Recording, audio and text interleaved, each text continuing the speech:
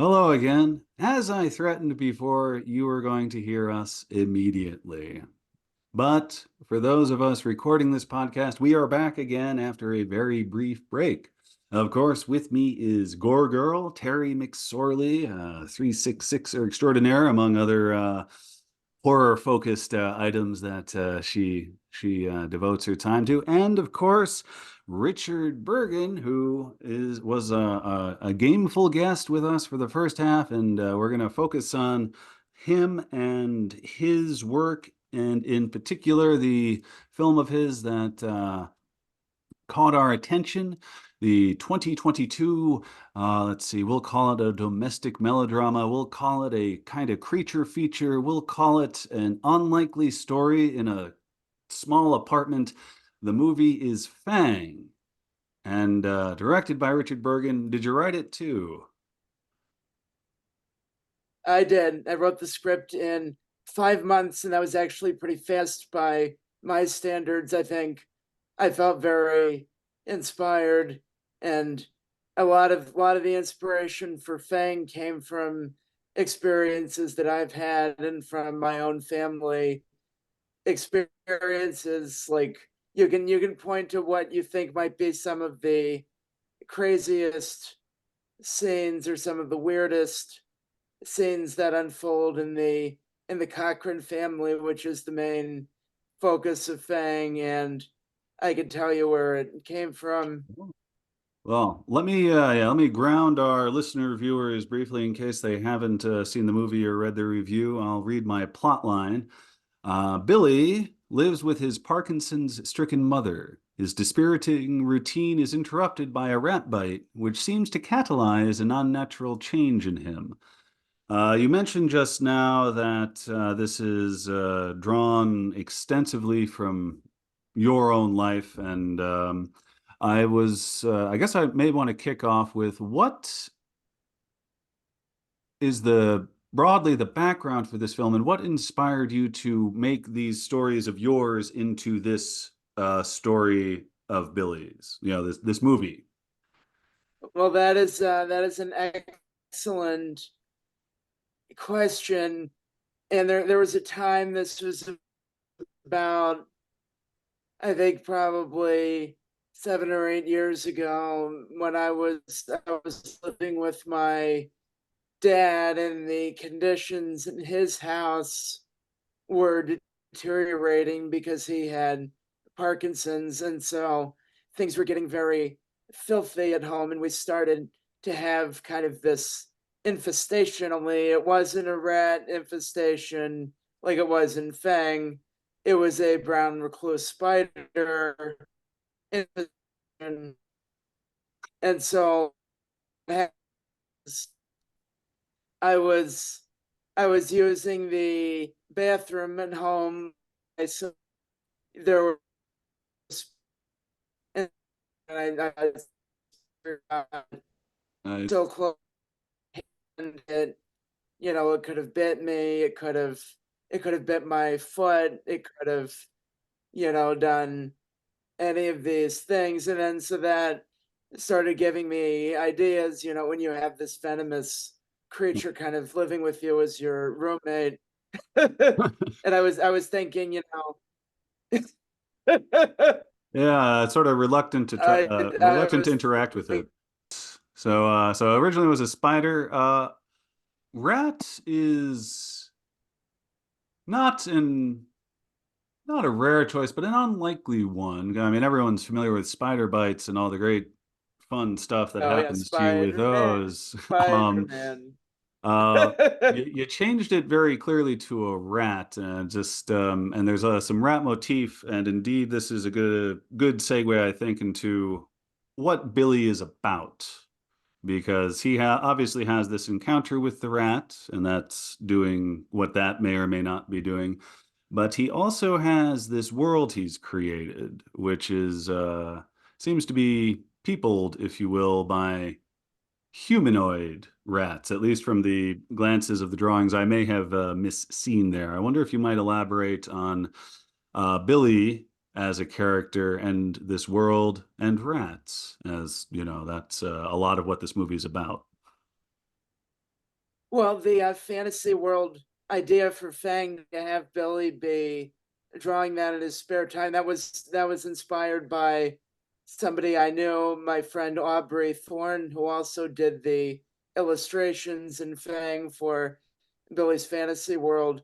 But what I was thinking of with that, with the Greixians, is that, it's kind of showing how even in the beginning of the movie, since the first scene in Fang, the first time we see Billy is he's alone in his room drawing these creatures. So I wanted to show right away that this is Billy's world. He is detached from the real world, but we're going to be in Billy's world for the time that we're watching Fang. And that's definitely the most significant dialogue that Billy has in Fang, because he doesn't actually have that many scenes where he has a lot of dialogue, but then he gives like a 3-minute long Yeah. monologue about his alien world, the Greixians. And most of the audition videos I got sent for Fang, the actors wanted to perform the Greixians monologue. That's like his "I could have been a contender" moment. Yeah, that's a perfect. Yeah, no, it's a great scene, and Oh, really thank you. really indicative that there's a real depth to this character who is otherwise just living a sort of numbing misery from, moment to moment, with a crummy job, with a crummy boss, and a mother who very obviously loves him but has reached a state of detachment from her old self, I guess, might be a way to describe that. And I Well, it know, gets less obvious that it's a loving family as the movie yeah, goes on. things get unearthed. Terry, did you have any questions or observations either about Billy or the mother, who was a very fascinating character? Well, yeah, the mother is amazing. I am a Oh, huge thank you. I am a big Lynn Lowry fan. Actually, I'm actually going to go see her this weekend at Shockstock in London. Oh, nice. A great, I think, 70s beauties with a lot of talent. She was in so many amazing films, and I wonder how you came to choose her as your lead as the mother role. Well, I didn't choose Lynn. Lynn chose me. There was one day where I was like on social media, and this is while I was still writing the script for Fang, so it was in a very, very early stage. And then I just kind of posted a comment offhand, like, I'm going to be making a movie, or I want to be making this movie. And then a few hours later, I checked my messenger and I saw a message from Lynn Lowry saying, "Hi, Richard. I saw that you're going to be making a movie. I was wondering if you have a role for me in it." And I was like, oh yeah, you bet I do. Yeah, of And course. and That's actually, it was originally going. Oh, thank you. It was originally going to be Billy's dad that had Parkinson's, and the mom was going to be more of a peripheral character, since I was kind of in my family, my dad was the one who had Parkinson's, so I was basing it on that. But then after Lynn expressed interest in signing on to Fang, I was like, okay, Billy's dad is dead. It's just going to be mother and son now. So I started rewriting the script for that. Wow. Yeah, for sure. I would rewrite a script for Lynn Lowry every day of the week. Yeah.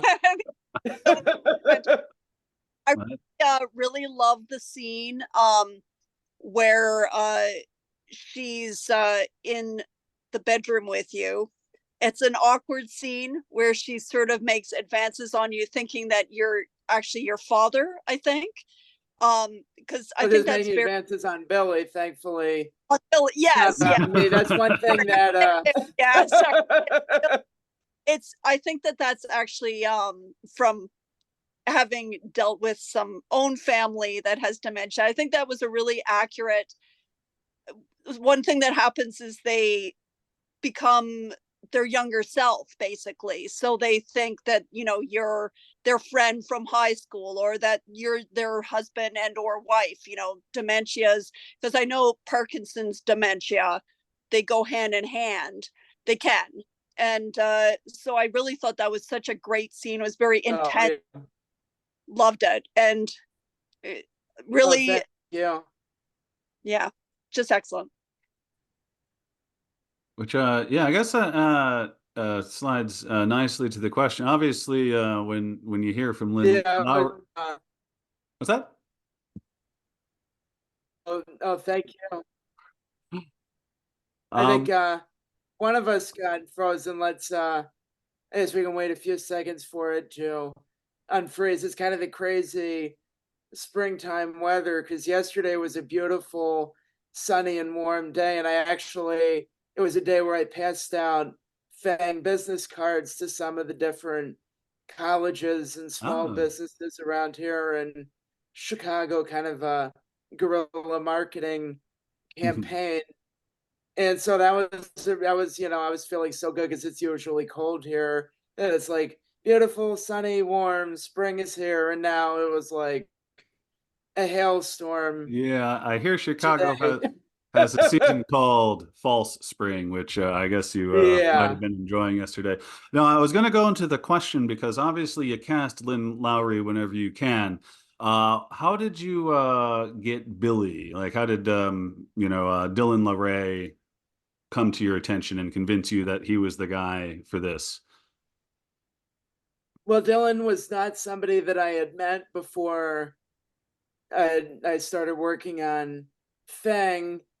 But my original idea is that I wanted to play Billy myself, since I was drawing from some of my own experiences. And Terry, I'm really sorry that you had to go through some similar experiences to this. I was going to say that before I got frozen. So what happened is that I was thinking then, I wanted to play Billy, and then my producer Robert Felker kind of talked me out of the idea, because he's saying, you can't be doing all of these things at once. It's too much for you. And I know myself, I can be kind of prideful and egotistical. So I was thinking, I want to prove that I can do it. And then one night I was kind of lying awake in bed, and I was thinking, holy shit, what have I gotten myself into now? So I put out a casting notice on backstage.com to look for actors to play Billy. I got about 100 submissions. And what really stood out to me about Dylan's audition video is that he mostly did a non-verbal Uh, audition. He really captured the physicality of Billy, and most of the actors wanted to do the dialogue, but there's not that much dialogue. So I think that was what really sold me on Dylan. Yeah, I can believe it. Yeah, I found him very convincing Oh, thank you. throughout, and him and Lowry together is just as I remark in my review, a lot of awkward to truly painful scenes that involve the pair of them, particularly the one that Terry mentions with the flashback, the mother's sort of regression back to her younger self and treating Billy like Billy's father in a way that, well, is distressing to, Yeah, put it lightly. I think that's when it officially becomes like a horror movie, because up until that point, Fang is more of like a family drama with rat bites. But I think it becomes horror because of the mother and son relationship between Billy and Gina. Yes. Yeah, that definitely, yeah, that's, so a dark corner is turned with that particular scene there. Now, I'm gonna dive in here. The mother suffers from Parkinson's, and with the character Billy, and reading up on your bio and knowing the kind of people I've come to know, it was refreshing for me to see a sympathetic but not dismissive depiction of an individual with autism. And Oh, thank you. your IMDb profile indicates that you yourself are somewhere along the Very high functioning. It's yeah, high functioning. Yes, that's you've made a motion picture and seem to have a a lot more videography history projects. of awareness raising for this state of mind. And I just try to make it look very impressive what I write in my professional bio. it did But sound. yes, I am involved in a lot of projects. So did you, I know you obviously, you have your personal experiences of people were there any films or performances that influenced perhaps the way you wrote or directed the presentation of someone with this condition, either for Billy's condition or for the Parkinson's for the mother? Because I know there's reality which you've experienced, but there's like translating that into I guess a relatable fiction might be how I want to describe that. Well, that is a really good question. I will say that that's one thing that I do for the movies is that I want to take like anything that I can somehow relate to, and I want to make it worse for the movie. I want to make it more dramatic and intense and darker and more sinister.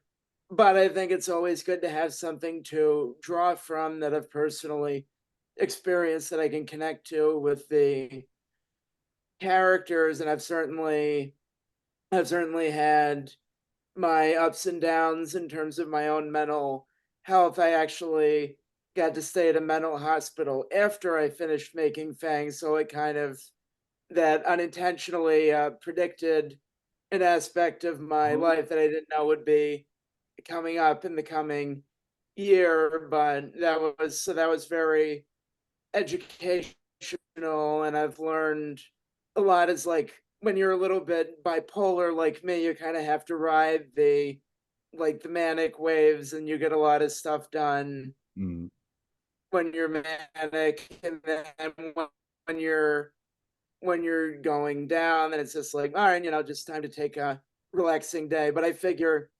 Billy doesn't have that kind of awareness of himself, and Gina certainly doesn't have that kind of awareness yeah. of herself.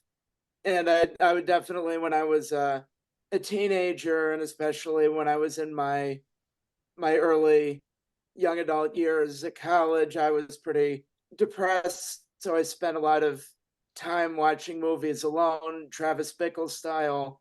So I try to draw from as many different movies and influences as possible. I figure if you're just ripping off like one movie, then that's plagiarism. I'm ripping off every movie. You, you're taking advantage of a tradition is what you're doing and Oh reinforcing. yeah. That's what you're doing. No ripping off. Yes. No, I would say Oh inspired. yeah. I think we're inspired by the things we watch. Oh yeah. That's all. But Absolutely. yeah. Absolutely. So yeah, and also yeah, you mentioned since you've grown and learned about yourself and how you operate, and one of the truly sad thing, there are many sad things about Billy's life in the movie Fang, but one of the truly sad ones is he has no opportunity to take a moment to even try. Like he is very much stuck in this moment to moment existence, whether it's at home enduring his awkward to horrible home situation because of I like that. description, awkward to horrible. And when he's not there, he's stuck at this terrible little job with a schmuck who seems to have absolutely no awareness that some people's lives are harder than other people's. Um, Gosh, what was that guy's name? He had a it's Mr. Wolfson. Wolfson was just absolute trash as far as I'm concerned, but wonderfully portrayed because I know there are people like that No, out. Tom White did a great Oh job. yes, and the dialogue was all very convincing about, oh, especially when he's bragging about his daughter who earned everything she got. I was like, oh God, this. Well, but anyway, so yeah, to get back to where I was before, is like, yeah, Billy is stuck here. He has an escape route, and eventually that's closed off because I don't think after you say the very bad encounter with his mother, I don't think we ever see him drawing again. At Oh, I least, never even noticed that. But you're right. We don't. Maybe that was like an unconscious yeah. thing for me. I didn't Is he, intend that in the script that he stops drawing, but you're right. He does. Yeah, I think there's like one shot where you see him just sort of scribbling like a frowny face or something on the page, but his world building is yeah over once he effectively kind of has to shut down. So yeah, it was well, as you I can tell that you read the review, and is one of those things I don't often do, is the recommended with a word of warning there. No, I was kind of proud to get that. I was like, I didn't realize it was this intense. I guess it's because it's like part of it is when I've been working on Fang in some capacity basically since 2019 for over Mhm. 5 years now. So I'm so familiar with it that it's always fascinating to me to see what other people think and what they get out of it when they're seeing it for the first time. But when I saw recommended with a warning, I was like, wow, that's pretty cool. And Terry, did you have any questions while we've got the writer director here with us about Fang, or Well, I was kind of curious if you have any other avenues for getting this film out there. So I did see that it's available on Amazon, but I'm just curious if you might consider like throwing this up on your YouTube channel. I see that Sin has a YouTube channel.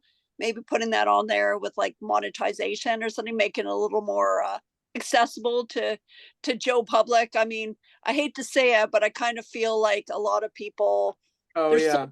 many ways to see movies with Tubi and YouTube Oh else. yeah. No, people are like 199, I'm not paying Oh, that to watch this. sure, I know what you're saying, but I kind of feel No, like I feel you. will sit through a commercial before they fork out the $1.99. And I just wonder if Absolutely. you have a great movie there. You really do. I watch a lot of movies, a lot of horror movies, tons of them. Like you have no idea. You're a I gore watch girl.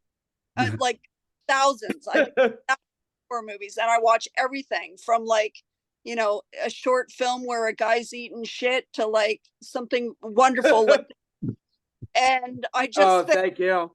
it, it should be out in the and yeah, yeah. There's literally a movie called Shitty by I don't know if that's a 366 weird movie move there. Yeah, Yeah, and that there's probably a 366 review of that one. Some kind of eating something that is not chocolate movie has gotten mm, a review. but getting back to Fang here. but sorry, I just wanted Yeah. to say if you were considering if there's any other way to see your film.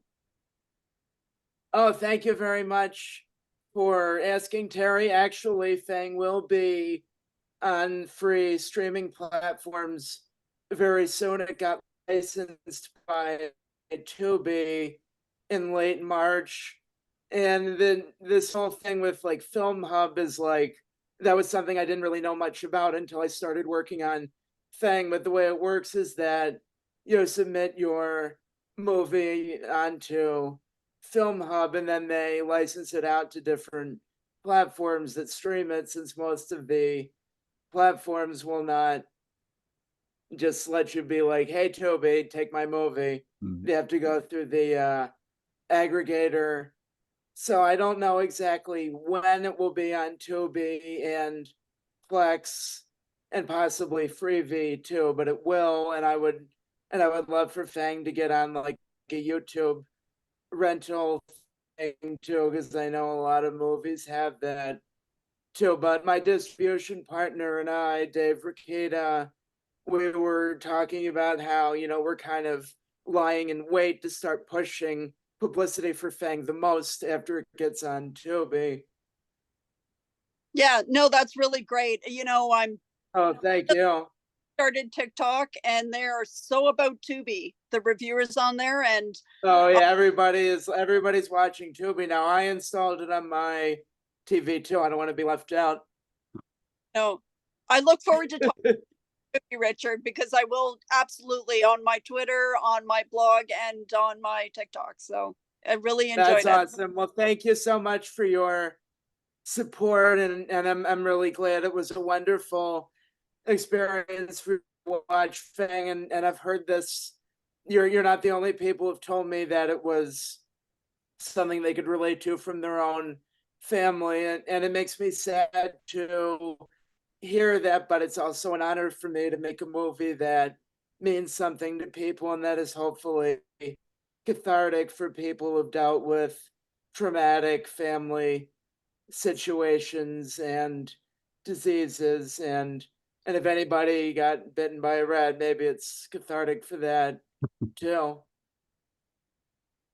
Yeah, it's a less common story. Certainly, I have lost virtually all my awareness of mainstream cinema to speak of since I've been doing 366. I've been doing No, I'm 366 for mostly so paying. I'm long. mostly like, when you're actually making movies, it's like I'm not watching 90% of the movies that get shown in theaters now because I don't have time. Yeah. But even in the yeah, the more the nichier areas that I generally explore, not quite as thoroughly as Terry here, but this it's an uncommon perspective, especially since Billy being the protagonist and all, uh, makes it yeah, it's that much more screen time for it and that much more of delving into what it is like to be like that. And I've had the good fortune of knowing people who aren't in the, shall we call them, sort of cursed domestic circumstances of Billy, but with that sort of frame of mind, the sort of the quiet enthusiasts, the you know the people who have a layer between them and the rest of the world, as as a necessity or as a preference, but once you are once as a a third party allowed to see below that, you can enjoy the truly rich point of view that they have. And so having this as the prime character, there's barely a scene without him. It was just really great for me to see that because I virtually never do. Which isn't a Oh, question. I thank guess that you. was a long compliment there, but Oh no, I mean, long compliments are always appreciated. Long or short compliments are really good, and I want to compliment you guys too. You've been asking me some really great questions, and when you do enough interviews, you get some questions that come up sometimes where I already have my answer mentally prepared before the question is finished. But you guys asked me some very different kinds of questions, and so I'm grateful for that, and I'm grateful for everyone who's interviewed me and everyone who's watched Fang or has been interested in Fang and my work. It really means a lot to me, and it's, yeah, I want to say thank you very much. well, before we sound too much like we're wrapping up, you're welcome, of course, You said your work, we talked a little bit about your current Fang plans for distribution. Do you have any new projects, in the pipeline? Either thoughts of one, some script written down, whatever the stage, anything you can or care to talk about that might be forthcoming?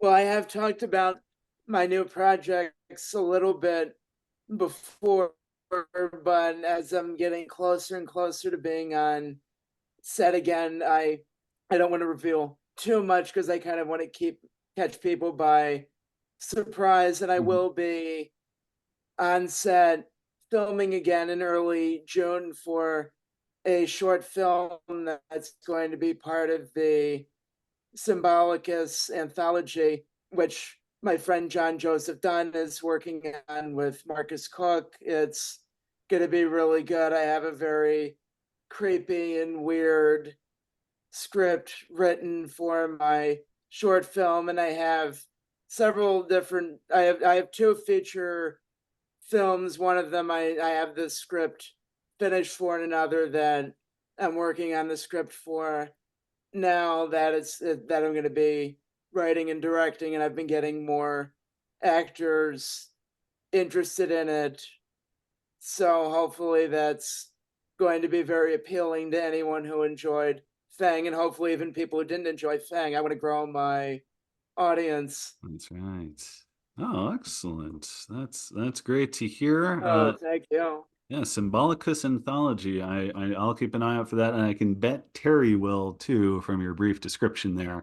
It will definitely And so we're not be rush, great.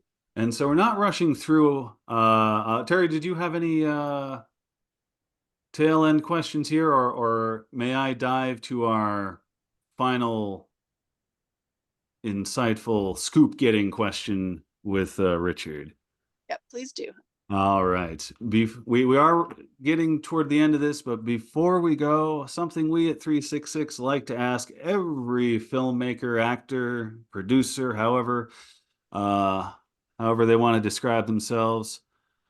This question, this question being, what is your hometown, and can you recommend a restaurant there? Oh, that's a good question. Well, I was born in the town of Westchester, Pennsylvania. I have not been back there since I was born. I grew up in St. Louis. I would say definitely try Emo's Pizza. It's unique to St. Louis style pizza. And you said you're in Chicago now? How I long have am, you? yeah. And then I lived in Florida for a few years too. So I've been living in Chicago for a little while now. The warm tropical weather, that was kind of a shock to the system for me, and I'm like, I want to go back to the Midwest. That's right. Back where there's gray, drizzle, and cold. I hear you, friend. I'm all about that myself. You're living in Chicago though, and you haven't found a good pizza joint? Isn't Chicago known for pizza? No, Chicago Hey, he was probably has kidding some there. great pizza. Oh yeah. Okay. Yeah, I imagine, yeah, Chicago, you just sort of fall into the street and you've landed in a good pizza place. So it's, Yeah.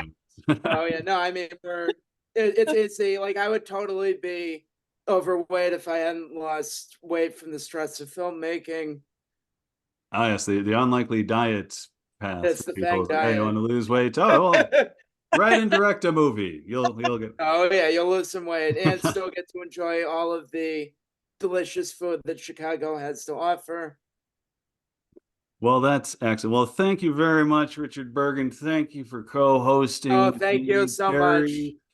Richard Burgin is the writer-director. He's got some projects in the pipeline. We've reviewed his movie Fang. I'm a fan. Terry was a fan. Wonderfully intense thing going on there, and it has been a pleasure to chat with you, both in the interview and being a good sport with us for the weird movie news of the week. So thank you, Richard. Oh, thank you, Giles. Thank you, Terry. It was a wonderful experience for me to do this interview, and I look forward to more weird and shocking surprises for you guys to review in the future. Excellent. Well, we'll keep our fingers crossed. We've got less than a minute, so I'm going to hit the stop button. Thank you, listeners and viewers, and be sure to subscribe, like, and all that stuff one does when promoting a podcast.